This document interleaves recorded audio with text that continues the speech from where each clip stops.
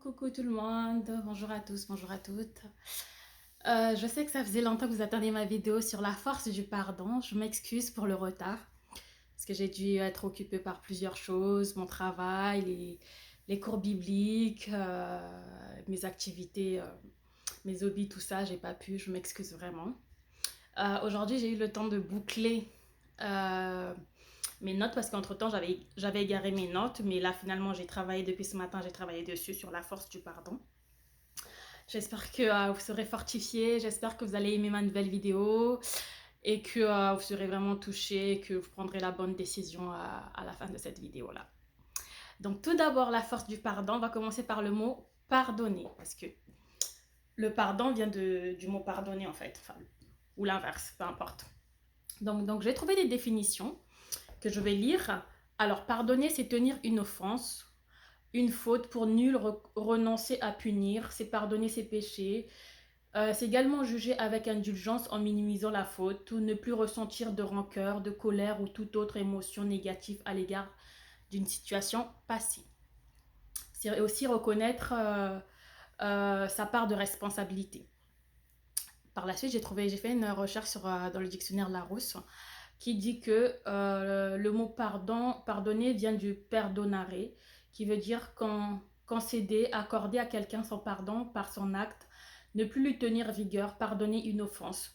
Alors dans la Bible, dans le Notre Père, il est question de pardonner à nos offenses. Enfin, si vous récitez bien le Notre Père, il est dit pardonne-nous comme nous pardonnons à nos offenses, quelque chose comme ça.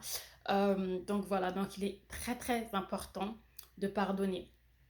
J'ai trouvé, alors j'ai lu la Bible, j'ai trouvé plusieurs endroits où il est question de pardonner, mais vraiment plusieurs évangiles. Je ne vais pas vous citer tout, mais j'ai relevé quelques-uns. Dans Luc 17, verset 3, il est dit, si ton frère pêche, reprends-le, et s'il se reprend, pardonne-lui. Dans Luc 15, il est au verset 11 à 32, c'est l'histoire excusez-moi, 1, 2, 3. C'est l'histoire du fils prodige qui revient après tant d'années d'absence, qui va lapider son argent, mais malgré tout ce qu'il a fait, le père le reprend à bras ouverts. C'est tellement fort, c'est tellement puissant que moi, quand je lisais la Bible auparavant, je la lisais comme si on lit un livre. Sauf que non, la Bible, il ne faut pas la lire comme ça. Par la suite, Dieu merci, Dieu m'a ouvert les yeux. Je lis la Bible et dans certaines situations, il est question du fils prodige, mais ce fils prodige peut être toi, peut être ton voisin, peut être ton enfant, peut être ton père, peut être ta mère. Donc voilà, c'est pour te dire que malgré tes fautes, malgré ton péché, malgré tout ce que tu as fait, malgré le Seigneur, lorsque tu reviens vers lui avec un cœur sincère, il t'ouvre grand les bras, il te dit rentre à la maison mon enfant, car il t'aime, il t'aimera toujours, peu importe le péché que tu as commis, que tu sois un meurtrier, que tu sois une femme adultère, que tu sois un homme infidèle, que tu sois un enfant insolent, que tu sois que vous soyez des parents irresponsables, que vous soyez des enfants mal élevés, des enfants, je ne sais pas comment vous qualifier ou je ne sais pas comment nous qualifier. Quand tu te repens vraiment, quand tu demandes au Seigneur, il te dit viens. Alors ça, il y a très peu de parents qui peuvent te dire reviens, qui peuvent t'ouvrir les bras ouverts, qui te disent rentre à la maison, il y en a très peu. Mais grâce au pardon, c'est pour ça qu'il est question de pardonner, qu'il est question d'aller au-delà, qu'il est question de passer au-delà de ce qui s'est passé. Donc, continuons notre chemin. J'ai aussi relevé dans Acte 3, verset 19. Donc, c'est l'apôtre Paul qui exhorte les Juifs en disant repentez-vous, repentez-vous donc et convertissez-vous pour que vos péchés soient effacés. Donc, lorsqu'on pêche, on est obligé de se repentir. Lorsqu'on commet en offense son voisin ou son ami, il est obligé, c'est important de se repentir pour que tous les deux vous ayez la paix, pour que tous les deux vous passez à autre chose, pour que tous les deux vous recevez la grandeur de Dieu. C'est très important. Et Dieu nous pardonne pardon. Dieu pardonne à ceux qui se repentent, que tu aies péché, que tu aies fait des actions, que tu sois prostituée. Dieu te pardonne. Il te pardonne. Il te pardonne. Donc ça, on en a déjà parlé. Mais je me posais la question, Dieu arrive à nous pardonner, mais par contre, le cœur de l'homme a du mal à pardonner. Le cœur de l'homme a du mal à pardonner parce que l'homme va tout le temps dire, oui, mais je t'ai pardonné, mais j'ai pas oublié, les séquelles restent. Je pense qu'à un moment donné, on se l'est tous dit. On se l'est tous dit, genre oui, je te pardonne, mais j'ai pas oublié ce que tu m'as fait. Ou je te pardonne, mais je veux plus entendre parler de toi. Ou alors, je te pardonne, mais sois loin de moi. Voilà. Mais est-ce là vraiment le vrai pardon? Est-ce là vraiment le vrai pardon? On va en venir petit à petit. Dans Hébreux 8, verset 12, le Seigneur dit, je pardonnerai leur iniquité et je me souviendrai plus de leur, je ne me souviendrai plus de leurs péchés. Donc quand tu pardonnes, le Seigneur te pardonne. Quand tu pardonnes pas, c'est toi et ton Dieu. Quand tu pardonnes pas, le Seigneur risque de ne pas te pardonner. Mais ça, on va en reparler un peu plus bas. Et Jésus-Christ sur la croix, lorsqu'on l'avait cloué, Jésus-Christ sur la croix s'écria, Père, pardonne-leur car ils ne savent pas ce qu'ils font. Très, très, très, très puissante cette phrase-là. Père, pardonne-leur car ils ne savent pas ce qu'ils font. Est-ce que toi, tu es prêt à dire ça pour ton voisin? Seigneur, pardonne-lui. Pardonne-lui du mal qu'il m'a fait. Pardonne-lui parce qu'il a brûlé ma maison. Pardonne-lui parce qu'il a tué mes parents. Pardonne-lui parce qu'il m'a violée. Pardonne-lui parce qu'il m'a fait un enfant. Pardonne-lui parce que ton mari te bat. Pardonne-lui parce que ton mari est infidèle. Vice-versa. Je ne sais pas que les hommes, hein, les femmes aussi sont infidèles.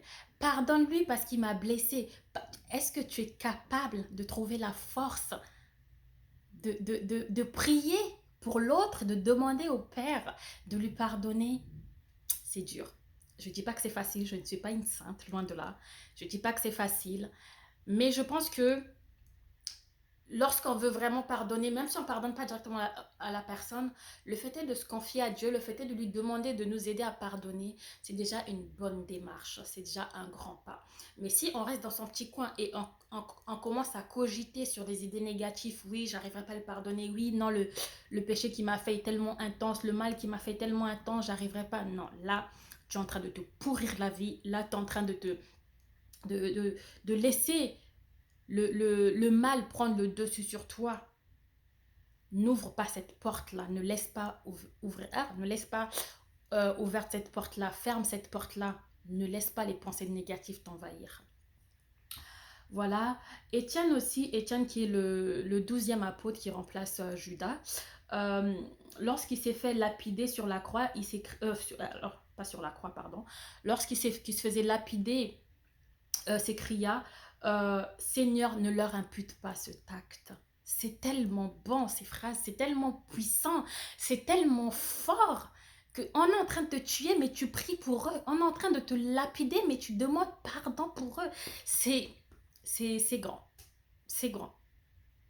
J'aimerais vraiment, moi je souhaite vraiment avoir cette force-là, ce courage-là. Je demande au Seigneur de m'aider. Je demande au Seigneur de m'aider à avoir ce courage-là. Parce qu'on n'est pas parfait, on est des pécheurs. Mais on essaye vraiment de répandre, d'être comme Jésus. Le chemin est dur, mes frères et sœurs. Le chemin est dur, le chemin est lent. Mais par la grâce de Dieu, on y arrivera, on y arrivera. Dans Éphésiens 4, verset 32, il est dit, le Seigneur dit, pardon, Éphésiens, c'est Paul, il me semble qu'il parle. Pardonnez-vous réciproquement comme Dieu vous a pardonné en Christ. Voilà, tu as pardonné. Donc voilà. Et je me suis posé plusieurs questions par la suite. Par exemple, je vais énumérer mes questions et puis on va en revenir un peu plus tard. Avez-vous la force de pardonner à la personne qui tue votre famille? As-tu la force de pardonner à la personne qui accuse tes parents, qui frappe tes parents, qui te viole, la personne qui a brûlé ta maison? Oh oui. Plein de questions. Je ne vais pas tous les énumérer parce qu'on n'aura pas trop le temps. Plein de questions. Es-tu prêt à pardonner aussi à la personne qui t'ignore? À la personne avec qui tu es dans la même maison mais qui vous vous adressez même plus la parole? Es-tu prêt à pardonner à ton mari qui, qui t'annonce du jour au lendemain qu'il te quitte et qui te laisse les enfants? Es-tu prêt à le faire? Es-tu prêt à trouver la force de prier pour cette personne, ou ce mari ou cette femme qui vous laisse avec des enfants ou tout seul, qui annule votre mariage du jour au lendemain, qui part avec quelqu'un d'autre ou qui dit non, je ne peux pas t'épouser? Es-tu prêt à prier pour cette personne? Es-tu prêt à dire Seigneur, je le pardonne? Seigneur, pardonne-lui. Es-tu prêt à dire ça? Alors, sur le coup, peut-être pas, mais avec le temps, car le temps guérit les blessures, peut-être, mais il faut trouver la force. Il faut demander au Saint-Esprit, demander à Dieu de nous aider à vraiment pardonner à nos frères et sœurs. Rien n'est facile dans la vie. Je vais vous dire pourquoi j'ai été emmenée à faire ce thème, parce que c'est un thème qui m'avait j'ai vraiment une forte conviction de travailler dessus, parce que moi non plus je ne suis pas parfaite, j'ai mes blessures, j'ai pas mal de blessures concernant la force du pardon aussi, concernant le thème sur le pardon. Mais en fait j'ai eu cette conviction là suite à un de mes cousins germains qui m'a fait la misère, oui, quand je dis la misère, mais vraiment la misère quand j'étais jeune, parce que on habitait chez eux avec mon frère. C'était comme si c'était comme une famille d'accueil en fait. Mais quand je dis la misère, mais vraiment m'a fait voir de toutes les couleurs. Je pense que toutes les couleurs, j'ai pas encore vu, mais au moins m'a fait voir de plus de la moitié des couleurs en fait. Et en fait, par la suite, je discutais avec tous les membres de la famille, mais sauf avec lui. On pouvait se dire bonjour, mais j'avais dit je te zappe, je veux plus entendre parler de toi. Bonjour, au revoir, mais sans plus. Mais sauf que je pense que les personnes qui font du mal passent à autre chose, mais les personnes offensées restent emprisonnées, restent dans ce poison-là en se disant je veux plus te parler, tu m'as tellement fait du mal, fais ta vie, je veux plus rien savoir de toi. Bref, donc du coup par la suite j'ai été cette personne avec on discutait mais sans plus. Et moi j'avais quand même cette colère au fond de lui, malgré que les gens, certaines personnes me disaient mais pourquoi tu l'aides pas, pourquoi tu l'aides pas? Je disais non, je peux pas l'aider, je peux pas l'aider. Et un jour en fait il est venu me demander de l'aide directement et je lui ai dit je peux pas t'aider parce que moi-même je me cherche, je peux pas t'aider, je suis en train de me chercher moi-même.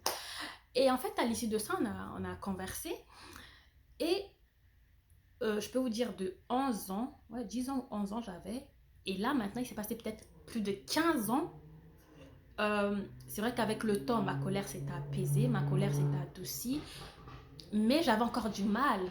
Je me disais, non, lui, je ne veux pas. C'est mon cousin, certes, mais j'en veux pas. Je ne veux plus entendre parler de lui. Mais en fait, ce jour-là, je lui ai dit, parce qu'il me parlait, pour lui, je voyais que tout était normal. La vie avait continué son chemin. Sauf que moi, j'étais restée là, bloquée, là, sur lui.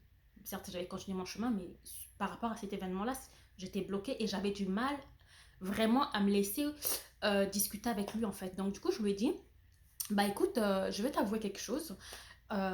Certes, on discute là, mais je veux te dire, quand j'étais jeune, tu m'as pourri la vie.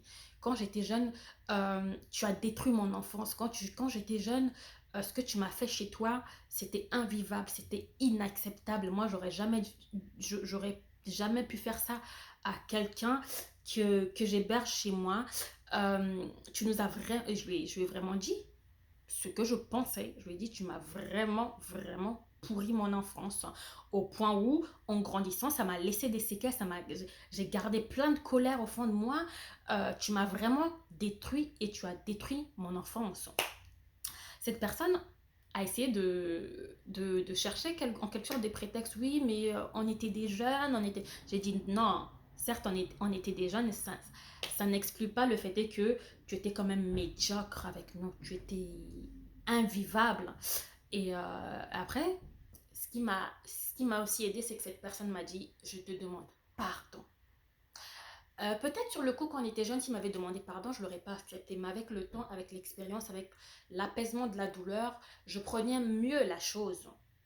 Mais le fait est qu'il me dit, je te demande pardon, ça m'a tellement fait du bien. Ça m'a tellement...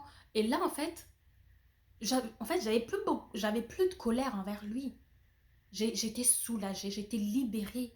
Il fallait juste que j'entende le mot, qu'il reconnaisse de sa propre bouche, je te demande pardon. Et là, je t'ai dit, ok, je te pardonne. Je te pardonne. Je pense que la personne va se reconnaître. Je te pardonne parce que ça reste mon frère, ça reste mon cousin. Euh, et donc, du coup, je tenais vraiment à dire ça. C'est la force de poser les mots, la force de dire, la force de converser et de demander parce que j'aurais pu me dire, mais ton pardon, il n'est pas sincère ou chercher un prétexte. Non, juste entendre, je te demande pardon, qu'il soit sincère, qu'il soit... Moi, ça m'a fait un poids vraiment en moi, vraiment en moi. Donc depuis, bah, ça reste mon frère, ça reste mon cousin et la vie a continué son chemin. Et je pense qu'aujourd'hui, on peut s'asseoir, discuter et parler de notre avenir. Je pense qu'on pourra en parler maintenant en rigolant. Ah oui, tu m'as fait la misère, mais en rigolant, pas en gardant de la colère au fond parce que j'ai maintenant la paix envers cette personne et je ne l'en veux pas et je l'aime beaucoup. C'est mon frère, c'est mon cousin. Bref. Donc voilà par rapport à ça. Et donc c'est à l'issue de ça que j'ai vu la forte conviction de travail sur la force du pardon. D'autant plus que dans la même semaine, une autre personne qui m'avait fait du mal l'année dernière, qui m'avait blessée, est venue en pleurant, m'a demandé pardon et je l'ai pardonné. Parce que je lui ai dit, je ne t'en veux pas, j'ai été pardonnée, c'est juste que fais ta vie, je fais ma vie, chacun continue son chemin et voilà. Et il faut aussi faire attention parce que il y a dans certaines histoires, on peut pardonner à la personne qui fait du mal, mais on a du mal à se pardonner soi-même. Ça, c'est très important. On a du mal vraiment à aller de l'avant ou on se demande souvent pourquoi j'ai laissé cette personne dans ma vie, pourquoi j'ai fait ça, pourquoi. Et on a beaucoup de remords. Et ça pourrit la vie. Je peux vous dire, ça pourrit notre vie. Ça pourrit la vie de quelqu'un en tout cas. Donc c'est aussi bien de demander à Dieu, de demander à l'Esprit Saint de nous aider à pardonner progressivement. C'est pas facile parce que quand on demande à Dieu de nous aider, à pardonner, à passer à autre chose, c'est pas du tout facile. Il faut pas se dire que demain ou après-demain, bing, ça va tomber du ciel comme ça et qu'on va réussir à passer à autre chose. Loin de là, loin de là. Parce que entre parenthèses, il y a 4 ans ou 5 ans de cela, j'allais prier souvent en région parisienne, dans une église, tous les jeudis, j'allais prier dans une église pour les malades du monde entier, tout ça, et pour tous les sujets.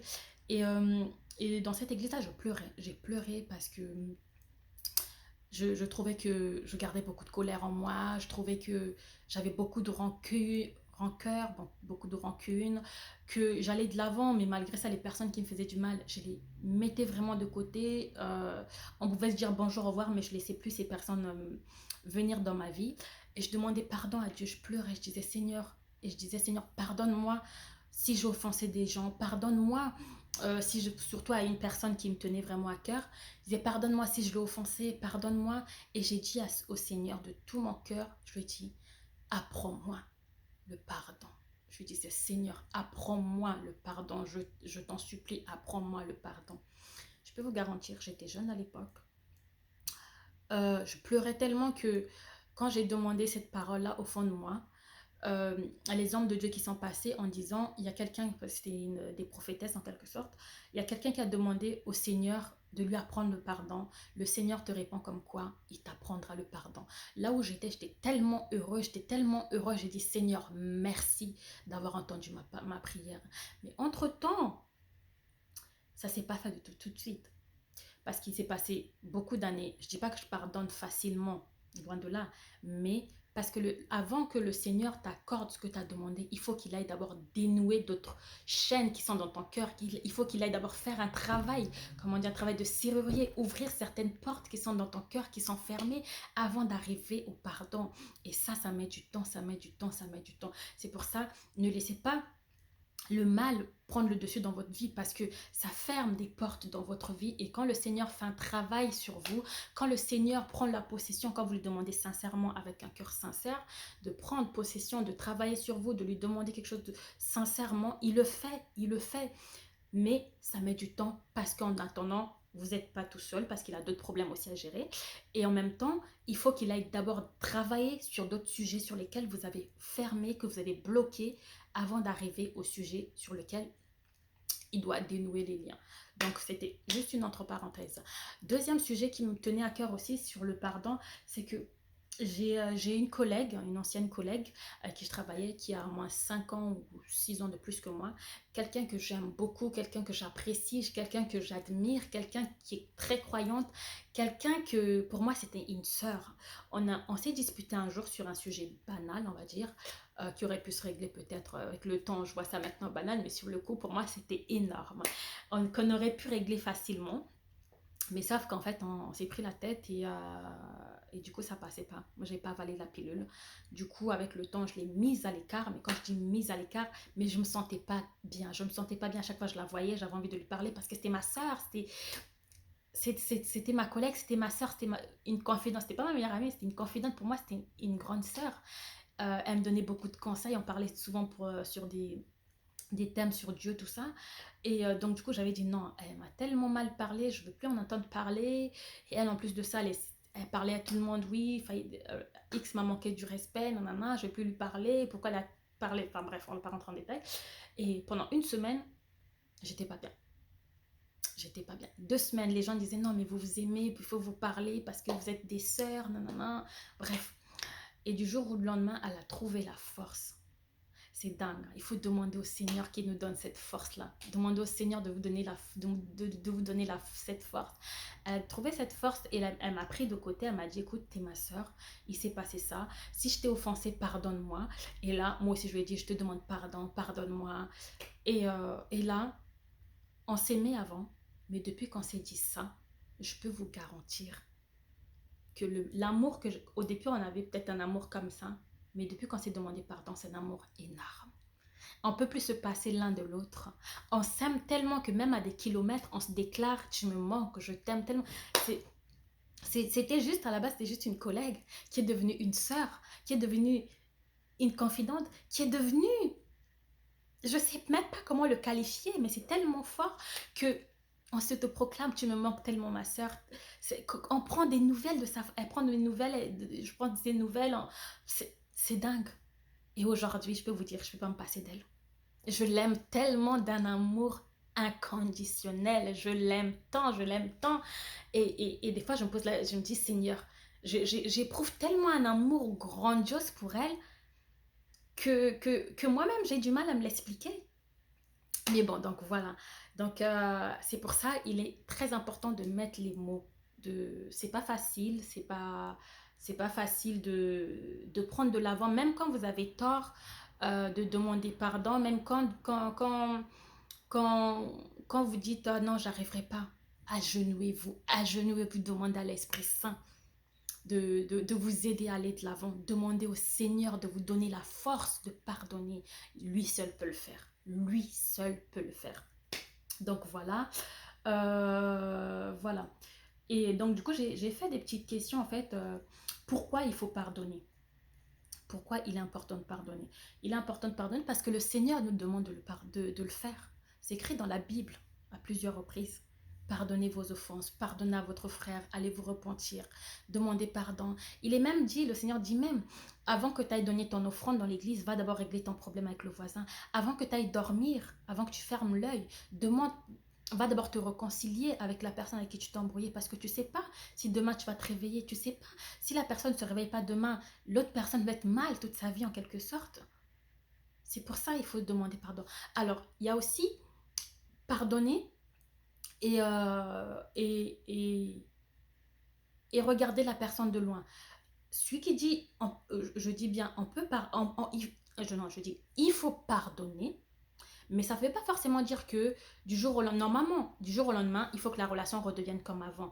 Mais c'est pas facile. Quand vous sentez que vous n'êtes pas en mesure, il faut trouver la force de pardonner, mais la personne, vous pouvez la voir de loin. Mais dans le sens où vous vous êtes dit pardon, vous n'êtes plus obligé de manger dans la même assiette, de boire dans le même verre. Prenons le cas d'une personne qui a essayé d'empoisonner son voisin. Est-ce que le voisin prendra encore la... Il devrait, mais on est quand même des êtres humains. On a quand même cette peur-là. Ah, mais si je le laisse encore entrer dans ma vie, est-ce qu'elle va pas venir m'achever en quelque sorte parce que la première fois, elle n'a pas réussi. Il faut pardonner, oui, mais on a quand même cette crainte-là parce qu'on est quand même des êtres humains, on est quand même des pécheurs. Mais il faut trouver la paix au fond de soi, en fait. faut plus trouver de rancœur, euh, faut plus... Quand vous sentez que votre cœur vous dit non, quand votre intuition, que vous trouvez que d'habitude votre intuition ne vous trompe pas et qu'on vous dit garde, tu pardonnes, mais tu vois la personne de loin tout simplement, sans rancune, sans colère, sans rien du tout au fond de toi. Bonjour, au revoir, on peut manger ensemble, mais on va plus se raconter notre vie, on va plus dormir ensemble, on va plus je sais pas quoi. C'est juste ça, mais avoir la paix du cœur, être en paix avec soi-même et en paix avec son Dieu. Donc voilà. Pourquoi pardonner? Tout d'abord parce que le Seigneur nous demande de le faire. Et dans Exode 3, verset 13, il est dit, supportez-vous les uns des autres. Et si l'un a un sujet de se plaindre de l'autre, pardonnez-vous réciproquement. De même que Christ vous a pardonné, pardonnez-vous aussi. Et donc voilà. Pourquoi il faut se pardonner? Pour se libérer. Parce que la colère, la rancune, c'est un poison qui détruit. Je peux vous garantir, j'en connais quelque chose de ce côté-là. C'est un poison qui vous détruit, qui vous range. Pendant que l'autre est passé à autre chose, vous restez là à ruminer. Vous restez là à ruminer, vous restez là. Et au fond de vous, ça grandit, ça grandit, ça grandit. Ça veut dire que vous avez laissé la porte à l'ennemi. Vous avez laissé une porte à l'ennemi et l'ennemi va l'utiliser au point où peut-être c'était juste un petit problème que vous, à force de vous ruminer, ça devient un gros problème. Et vous voyez tout le côté négatif des choses. Même si la personne dans le passé avait essayé de vous faire des choses bien, vous voyez que du noir. Donc ne laissez pas l'ennemi rentrer dans vos pensées. Ne laissez pas l'ennemi ne laissez pas la porte ouverte à l'ennemi, surtout, c'est très important. C'est pas facile, mais il faut essayer. Donc voilà, Euh, le pardon nous permet d'aller de l'avant, ça nous permet de nous libérer également. Donc ça on a dit, c'est un acte libérateur. Donc blablabla. Voilà. Alors, autre chose, comment savoir si on a pardonné à l'autre? Comment savoir si on n'a plus de rancune, si on a vraiment pardonné à l'autre? Tout d'abord, lorsque vous vous retrouvez en face à face ou avec cette personne, est-ce que vous sentez encore de la colère ou quelque chose qui vous dérange envers cette personne? Pardon. Lorsque vous entendez le nom de cette personne, est-ce que vous sentez une certaine colère? Ça permet aussi de savoir aussi. Qu'est-ce que j'ai encore noté? Euh, voilà. Est-ce que vous évitez cette personne? Est-ce que vous essayez d'éviter cette personne? Ça permet aussi de savoir si vous êtes en paix avec vous-même. Lorsque ça vous... hum, et lorsque, par exemple, on vous annonce que la personne a eu un accident ou est-ce que la personne lui est arrivé quelque chose de malheureux dans sa vie, est-ce que vous jubilez? Ça, c'est très important. Est-ce que ça vous fait plaisir, vous? Alors que normalement, c'est quelque chose qui devrait vous attrister et que vous devrez prier pour la personne. Ça, c'est un signe. Est-ce que si on vous demandait de prier pour la personne, vous êtes capable de prier, de demander au Seigneur ou de prier juste pour la personne? Ça aussi, c'est un signe. Si vous sentez que non, je ne suis pas capable de prier pour lui, là, ça veut dire qu'il y a encore de la colère au fond de vous, que vous n'êtes pas en paix envers la personne, en fait, et envers vous-même. Donc, voilà. Donc, pour conclure par rapport à ces questions, si vous vous retrouvez dans cette situation, dans cette situation, alors je vous conseille de demander à l'Esprit Saint de vous aider à pardonner parce qu'il n'y a que l'Esprit Saint qui aide. Il n'y a que l'Esprit Saint, le Seigneur et la Trinité qui aident vraiment à nous aider. Et peu importe le temps que ça met, quand on le demande sincèrement, on y arrivera. Pardonner n'est pas facile, mais si vous le demandez sincèrement, je vous garantis que peu importe le nombre d'années que cela mettra, Dieu vous aidera et verra vos efforts. Donc voilà. Et je peux vous garantir également que lorsque vous pardonnez, lorsque vous êtes en paix avec vous-même, lorsque vous avez la paix du cœur, la paix, je ne sais pas comment, la joie, que vous êtes en paix, en communion avec vous-même, en communion avec le Seigneur, vous rayonnez. Je peux vous garantir que vous rayonnez. Vous allez le constater sur vous-même. Les gens de l'extérieur vont le voir que vous rayonnez. Et moi, ça me faisait penser, en fait, quand je faisais ça, je me disais, oui, les gens constatent que la personne rayonne, la personne est joyeuse, la personne... et jubile juste en fait, c'est parce que le Seigneur, parce que vous avez réussi à pardonner et que le Seigneur vous comble de sa grâce, le Seigneur vous bénit. Et, et ça m'a fait penser en fait à lorsque Moïse revient de, quand il est en communication avec Dieu en fait, du mont Sinaï il me semble, lorsqu'il revient avec les 10 tables en fait, les 10 commandements, son visage rayonnait. Son visage rayonnait parce qu'il avait été visité de Dieu.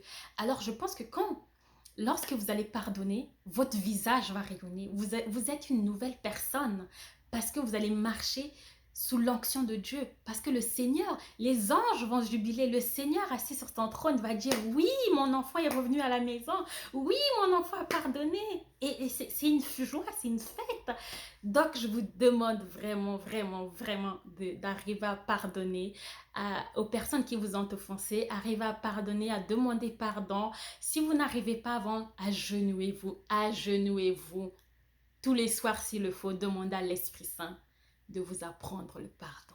Demandez au Seigneur, demandez à notre Jésus-Christ de vous apprendre le pardon. C'est pas les hommes de Dieu qui vous apprennent le pardon. C'est pas votre mari, c'est pas votre femme, c'est pas vos enfants, c'est pas vos parents. Il y a que lui qui peut vous aider. Il y a que le Seigneur qui peut vous aider. Et je peux vous dire que ça, peu importe le temps qu'il mettra, il le fera. Car il ne ment pas. Il ne ment pas. Lui, il ne ment pas. Donc voilà. J'avais aussi noté dans Matthieu 18, verset 21, Pierre demande à Jésus combien de fois il est question de pardonner. Parce qu'on peut se dire, oui, mais je l'ai déjà pardonné à plusieurs fois, ça se reproduit. Le Seigneur dit, euh, c'est pas 70 fois, c'est pas 7 fois qu'il faut pardonner, c'est 70 fois 7 qu'il faut pardonner. Ça fait 490 fois. C'est 490 fois, pas pour tout le monde, c'est pour une personne. Peu importe le mal que la personne fait, c'est pas 7 fois, 490 fois qu'il faut lui pardonner. Oui, on va pas le compter, mais ce qui est question, c'est que peu importe le mal qu'il te fait, peu importe la personne ce qu'elle fait, il faut que tu pardonnes. Et la paix, tu vas avoir une paix, mais tu vas même dormir comme jamais tu n'as dormi. Donc voilà, et le Seigneur donc lui dit 490, enfin 7 fois 7, non 60, pardon, 70 fois 7 par rapport à ça. Et dans Matthieu 18, versets 23 à 35, il est dit, je n'ai pas repris, mais en gros, il est question de le pardon, ça permet de lâcher prise, ça te permet vraiment de respirer, de te libérer, de laisser tomber, ça permet d'annuler une dette. Et pendant que je pense à l'histoire de un maître avait enfin un riche homme avait des maîtres et alors vaguement je me rappelle plus comment c'était l'histoire, mais ses serviteurs lui devaient de l'argent et il avait accordé alors je sais plus vaguement c'était quoi l'histoire.